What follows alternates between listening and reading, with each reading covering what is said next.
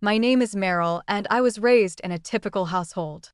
The parents put a lot of effort into raising their two daughters. Yes, I did have a younger sister named Sarah. She was born 5 years after me, and wow, she made a big impression right away. I was the decent kid who worked hard in school, got along with everyone, and never got into any problems. Sarah was a completely different matter. I recall this one instance when Sarah was 5 and I was 10. Sarah wanted some chocolates while we were with Mom at the grocery store. No, Sarah, Mom said firmly, we've got plenty of snacks at home. Sarah's face turned red. But I want it now, she screamed, throwing herself on the floor. People started staring. Mom looked embarrassed, trying to calm Sarah down, but Sarah wouldn't budge. She kicked and screamed louder, I hate you. You never let me have anything. That was just one of many incidents. As we grew older, things didn't get better. Sarah's behavior became more erratic. She'd have these intense mood swings, going from laughing to screaming in seconds. One day, Mom and Dad took Sarah to a psychologist. When they came back, I could tell something was up. They sat me down in the living room, looking all serious. Meryl, Dad started, we need to talk to you about Sarah. Mom chimed in, the doctor says Sarah has something called ADHD. It means her brain works a bit differently. I nodded, not really understanding. Is that why she acts out all the time? Yes, sweetie, Mom said, and we need your help. We have to be extra patient with Sarah now. Little did I know, that conversation would set the tone for the next decade of my life. Everything became about Sarah, her needs, her moods, her outbursts. And me? I was expected to be the understanding older sister, always patient, always forgiving. But let me tell you, it wasn't easy. As Sarah's behavior got worse, my parents' attention shifted more and more towards her. They were so afraid of upsetting her that they started giving in to her every whim. Meanwhile, I was left to fend for myself.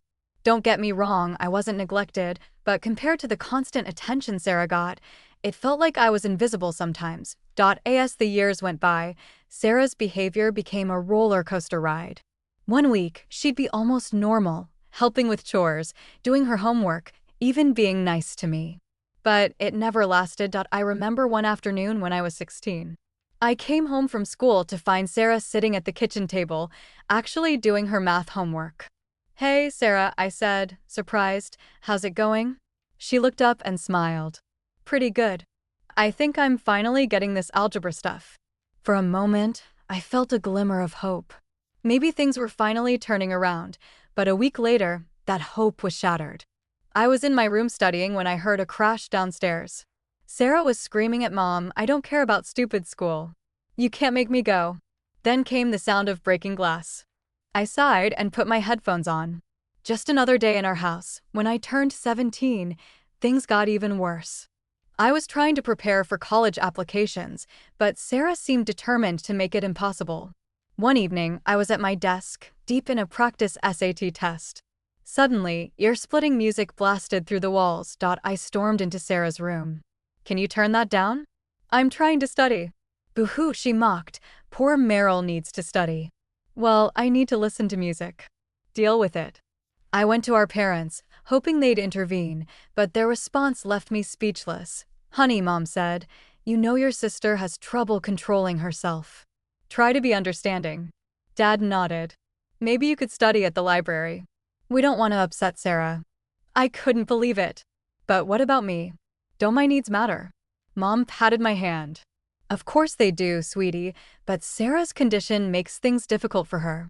We all need to make allowances. I went back to my room, fuming. It was always about Sarah, always. A few weeks later, Sarah dropped a bombshell at dinner. I want to go live with Grandma, she announced. Mom and Dad exchanged worried looks. Are you sure, honey? Mom asked. That's a big change. Sarah nodded. Grandma said I could come anytime. She'll let me do whatever I want. I held my breath, hardly daring to hope. To my surprise, my parents agreed. Maybe a change of scenery would be good for everyone, Dad said. As Sarah packed her bags, she cornered me in the hallway. Don't think you're getting rid of me, she hissed. Grandma's loaded, you know. She'll spoil me rotten and leave me everything in her will. You'll be working your ass off in college while I'm set for life. I just rolled my eyes. Whatever, Sarah. Just go. For the next 6 months, our house was peaceful. I could finally focus on my studies without constant interruptions. I aced my SATs and got accepted into a public college in another city. I'd been in college for a few months when I got the call. It was Mom, and she sounded exhausted. It's Sarah. She's back home. Your grandmother couldn't handle Sarah anymore. Said she was too disobedient, always causing trouble. She even blamed us for bad parenting. Now she won't talk to any of us. I closed my eyes, feeling a mix of frustration and pity. I'm sorry, Mom. That must be tough. It is, she admitted. We're trying everything, taking her to a new psychologist, giving her whatever she wants. We're hoping it'll help. Then came the kicker. Meryl, sweetie, about your college expenses, we can't help you anymore. All our money is going towards Sarah's treatment and, well, her demands. You'll need to support yourself from now on. After we hung up, I just sat there, trying to process it all. Once again, Sarah had managed to upend my life without even being present. But I wasn't about to let this derail me. I found a part-time job at a local diner and called my grandmother. Of course I'll help you, dear, Grandma said when I explained the situation. It's the least I can do after everything you've been through. True to her word, Grandma started sending me money for rent and even visited me a few times. During one of her visits, we had a heart-to-heart. You know, Meryl, she said, sipping her tea, I feel guilty about Sarah. I thought I could handle her, but still, I'm glad I can help you. You deserve it, sweetheart. Those years in college were tough, but also liberating. For the first time, I was free from Sarah's shadow. I made friends, studied hard, and even started dating a bit. After graduation, I landed a job in the same city and decided to stay. It felt good to have my own life, away from the chaos at home. I did visit my parents occasionally, but Sarah was never around. One time, I asked Mom about her. Oh, she's out with friends, Mom said, wringing her hands. She's been gone for days now.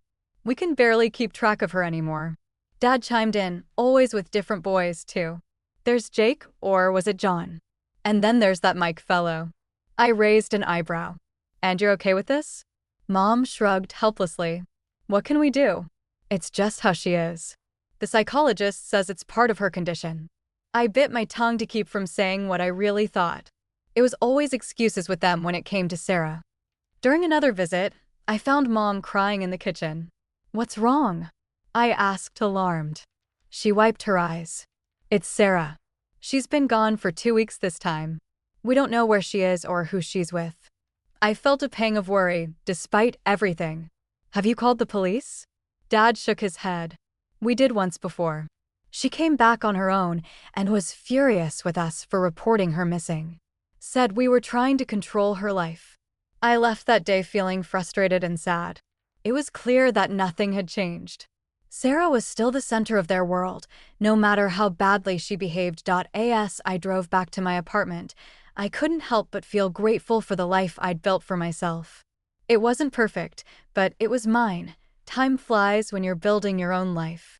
Before I knew it, 3 years had passed since I'd graduated college.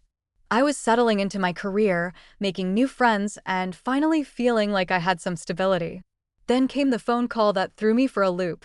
Meryl, it's Mom. You'll never guess what's happened. Sarah's getting married.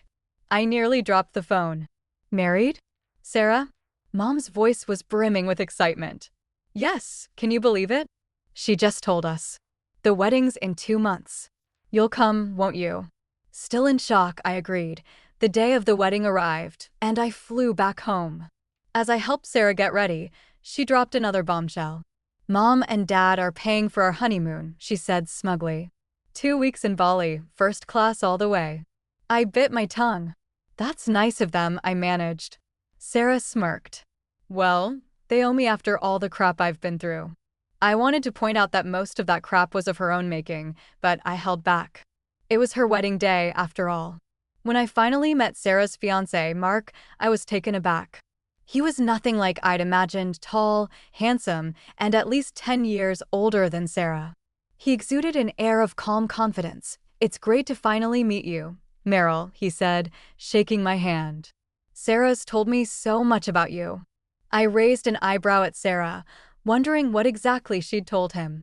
To my surprise, the wedding went off without a hitch. Sarah looked radiant, and for once, she seemed genuinely happy. As I watched them exchange vows, I felt a glimmer of hope. Maybe this really would be the turning point for her. At the reception, Mom cornered me by the punch bowl. "Isn't this wonderful, Meryl?" she gushed. Sarah's really landed on her feet. Mark's so successful, and he clearly adores her. I nodded, sipping my drink. "It's great, Mom. I'm happy for her." Then came the kicker. "You know, sweetie, maybe it's time you started thinking about settling down too. You're not getting any younger." I nearly choked on my punch. "Mom, I'm only 26. She patted my arm. "I know, dear, but look at Sarah. She's really got it all figured out now." As I flew back to my city the next day, I couldn't shake a nagging feeling. Despite everything, I genuinely hoped Sarah had found happiness, but a small part of me wondered how long it would last. Life went on. I threw myself into work, trying not to dwell on my family's dynamics. Then, about a year after Sarah's wedding, something unexpected happened. I met someone. His name was Tom, and we hit it off immediately. He was kind, funny, and actually listened when I talked. For the first time, I felt like I'd found someone who saw me for who I really was. 2 years flew by in a whirlwind of dates, laughter, and deepening love. Then, on a crisp autumn evening, Tom got down on one knee and asked me to marry him. As I said yes, tears of joy streaming down my face, I felt like my life was finally falling into place. Planning my wedding to Tom was like a dream. For once, I was the center of attention, and it felt amazing. I was determined to make it perfect, a day that was all about us and our love. Of course, I invited my family. Despite everything, they were still my parents, and Sarah was still my sister. I hoped that maybe, just maybe, this happy occasion would bring us all together. When Sarah showed up at the venue, she was alone. I felt a knot form in my stomach. "Where's Mark?" I asked, trying to keep my tone light. Sarah shrugged. "Couldn't make it. Is everything okay?" I pressed. "It's fine," she snapped. "Can we drop it?"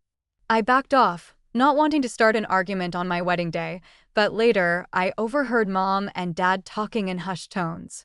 "I'm worried about Sarah and Mark," Mom was saying. "They're fighting all the time now. But it's not her fault. She's just high-spirited. Mark needs to be more understanding." I walked away, shaking my head. Some things never change. The ceremony was beautiful, everything I'd dreamed of. Tom's eyes shone with love as we said our vows, and for a while, I forgot all about the family drama. But at the reception, Sarah made sure she couldn't be ignored. She got drunk, loudly flirted with Tom's friends, and even tried to give a speech that quickly devolved into a rant about how unfair her life had been. I gritted my teeth and plastered on a smile, determined not to let her ruin my day. Tom, bless him, stuck by my side, squeezing my hand supportively as Sarah was dragged off the dance floor by our embarrassed parents.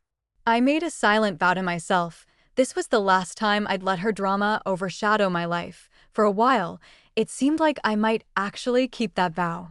Tom and I settled into married life, and I heard little from my family beyond the occasional phone call. Then, almost exactly a year after our wedding, my phone rang. It was Mom, and she was crying. "Meryl, it's Sarah. Mark left her." Between sobs, Mom explained Mark had found out about Sarah's multiple affairs and filed for divorce. She was devastated, they said, acting out worse than ever. "We don't know what to do," Mom wailed. "The psychologist says she needs a change of scenery, something to heal." I knew what was coming before she said it. "Honey, we were hoping. Could Sarah stay with you for a while? Remember how we sent her to your grandmother so you could study for your exams? We need your help now." I closed my eyes, feeling the familiar weight of family obligations settling on my shoulders. "Let me talk to Tom," I said finally. After I hung up, I sat Tom down and explained the situation. He listened patiently, his brow furrowed with concern, but finally agreed. Sarah arrived on a Tuesday, looking like a shadow of her former self. Her eyes were puffy from crying, and she barely spoke above a whisper. For the first time in years, I felt a genuine pang of sympathy for my little sister. "Come on," I said gently, leading her to the guest room. "Let's get you settled in." Tom was amazing those first few days. He cooked Sarah's favorite meals, engaged her in light conversation, and even took a day off work to help us go shopping for some new clothes to cheer her up. But as the saying goes, no good deed goes unpunished. About a week into Sarah's stay, I started noticing changes. Small things at first, a lingering look here, an accidental brush against Tom there. I tried to brush it off as my imagination running wild. Then one day, I came home from work to find Sarah parading around the living room in what could barely be called underwear. Tom was sitting on the couch, looking incredibly uncomfortable. "Sarah," I exclaimed. "What are you doing?" She turned, feigning innocence. "Oh, hi Meryl. I was just about to take a shower. It's so hot today, isn't it?" Tom mumbled something incoherent and practically ran from the room. That night, I confronted Sarah. "Look, I know you're going through a tough time, but you need to respect our home and our marriage." She rolled her eyes. "God, Meryl, don't be such a prude. I was just trying to cool off." I didn't buy it for a second, but I let it go. Big mistake. Over the next few days, Sarah's behavior became more and more brazen. She'd accidentally walk in on Tom in the bathroom or bend over suggestively when he was around. I was at my wit's end. Then came the day that broke the camel's back. I came home early from work, a migraine pounding behind my eyes. As I approached our apartment, I heard Sarah's voice, loud and clear. "Come on, Tom. Meryl never has to know. Don't you want to have some real fun for once?" I burst through the door to find Sarah pressed up against my husband, her hands on his chest. Tom looked horrified. "Meryl," he exclaimed, pushing Sarah away. "This isn't what it looks like." Sarah spun around, a look of faux shock on her face. "Oh my God, Meryl, I'm so embarrassed. I just tripped, and Tom caught me. I saw red." "Get out," I said, my voice dangerously low. "Pack your things and get the hell out of my house. Now." Sarah's face contorted with rage. "Fine. I never wanted to stay in this dump anyway. You're pathetic, Meryl, always so boring, so frigid." She turned to Tom. "You could do so much better than her, you know. A hot piece like me instead of Ice Queen Meryl." I grabbed her arm and dragged her to the guest room. "You have 5 minutes to pack, or I'm throwing your stuff out the window." As Sarah scrambled to gather her things, hurling insults the whole time, I turned to Tom. He looked devastated. "Meryl, I swear, nothing happened.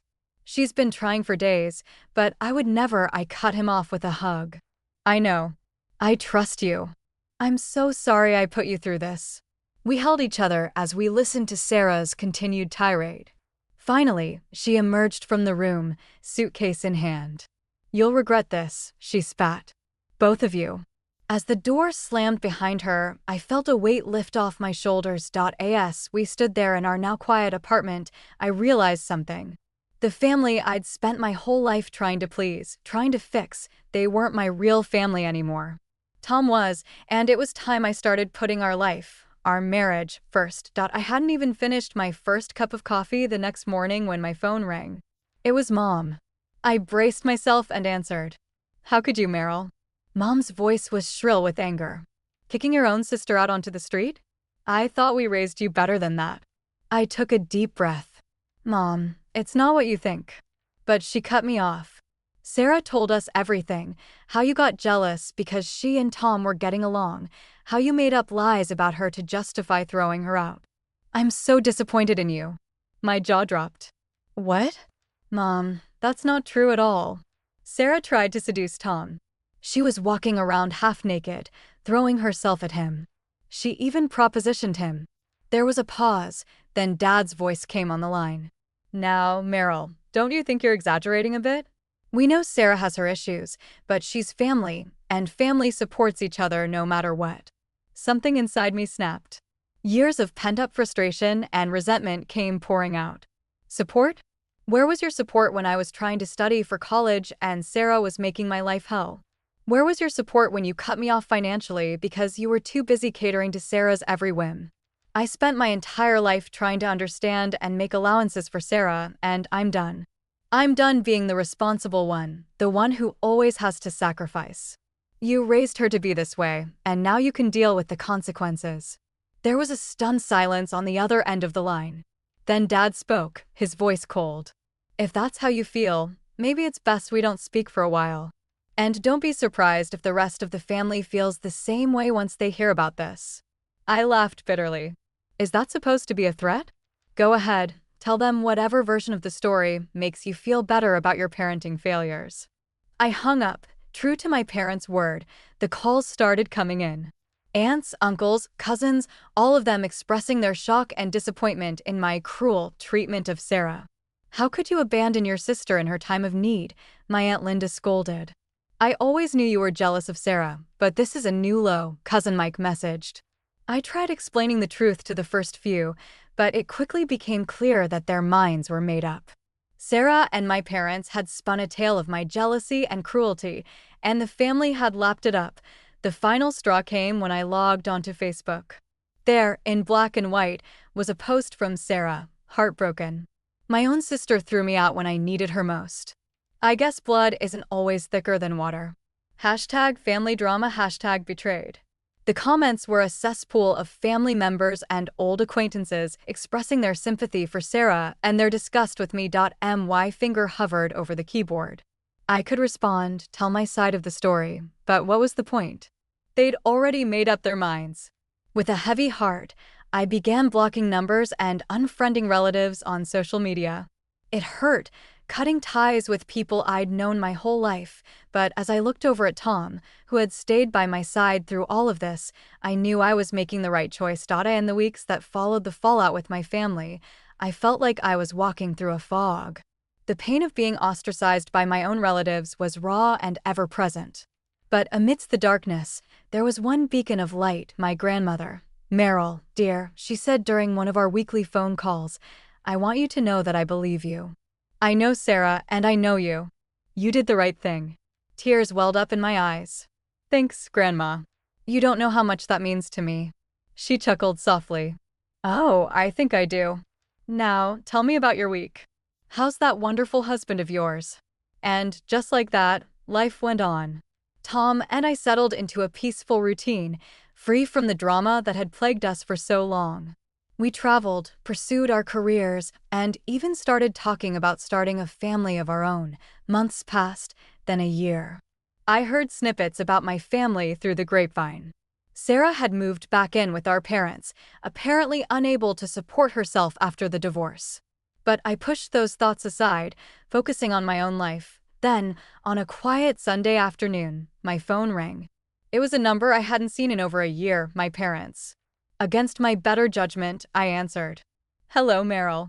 It was my mother, her voice choked with tears. Meryl, we need your help.